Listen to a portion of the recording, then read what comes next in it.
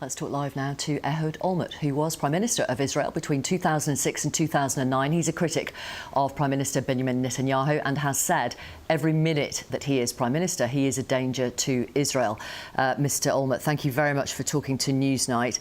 As you know, the US Secretary of State said today, according to the most respected measure of these things, 100% of the population in Gaza is at severe levels of acute food insecurity.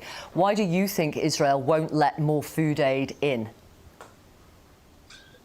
I don't know, to be honest with you. I entirely subscribe to what Secretary Blinken suggested, that Israel will make every possible effort in order to provide humanitarian supplies to the hundreds of thousands of people living in Gaza, in the different parts of Gaza, so that there will not be any danger of starvation to anyone. We are fighting against terrorists. We are not fighting against the people that live in Gaza. And we have to make every possible effort in order to avoid unnecessary, terrible humanitarian effects that Secretary Blinken referred to. Yeah. It doesn't appear to the outside world that every possible human effort is being made to avoid that. Is that fair? Well, as I said again, you know very well, I'm not in the government. I'm not in charge. I know. I'm asking. I'm asking what you think. I think that there are, I believe, some logistical difficulties also. I know that we are providing humanitarian support to the people there. We should make exceptional efforts. We should make more efforts. We should make sure that everyone has the opportunity to get the necessary supplies that are needed to everyone. And if someone is not doing it, it's very sad. We have to do it. We have to fight against the terrorists. We don't have to fight against the citizens and the non-involved civilians that live there.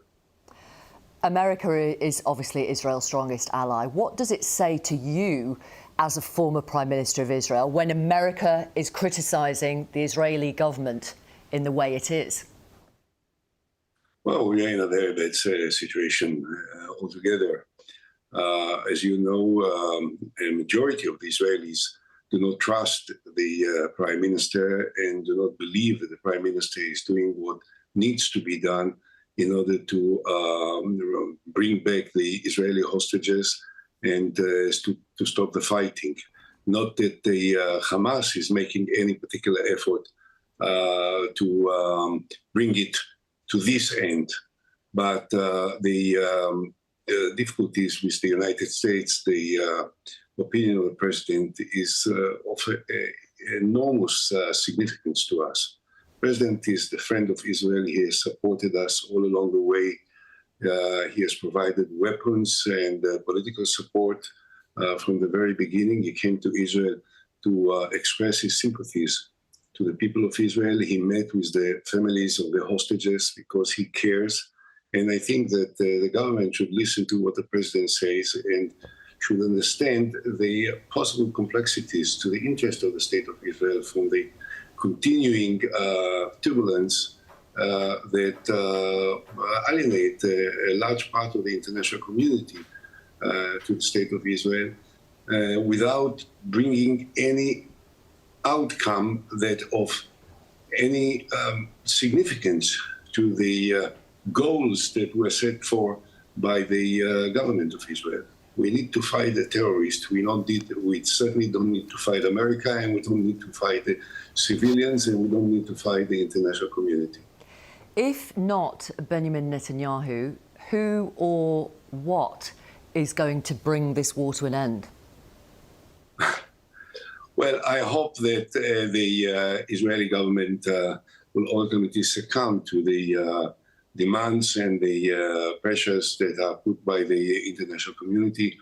I certainly expect the American president to express his opinion in a way that will be understood by the Israeli government. And unfortunately, in as long as Netanyahu is the prime minister, we may have serious difficulties in trying to bring it to a reasonable momentum, which means that we have to think about the next step. what comes after the military confrontation. How can we change the situation so that we will try to come to some kind of a dialogue with the Palestinians? Well, that is the we certainly depend on the will of the Palestinians, which haven't been expressed clearly for a long time. But from the point of view of Israel, what I think we should do is to provide a political horizon so that it will be clear that after the military occupation and after the military confrontations, we are prepared to embark on negotiations for a two-state solution. Right. And that's interesting to hear you say that. You need to come up with some kind of political horizon, particularly coming from yourself when you were a chief architect of the Israeli withdrawal from Gaza in the mid-2000s and also came close to reaching agreement on that two-state solution with the Palestinian Authority before it fell apart. You may remember President Biden's words back in October to Israel. He said justice must be done after October the 7th, of course, and the horrific Hamas massacre on people in southern Israel. But he said, I caution this, while you feel that rage, don't be consumed by it. After 9/11, we were enraged in the United States. While we sought justice and got justice, we also made mistakes. Finally, do you think Israel is making the same mistakes in Gaza that the US did in Iraq and Afghanistan? Well, of course, the circumstances are entirely different, and I don't want to compare.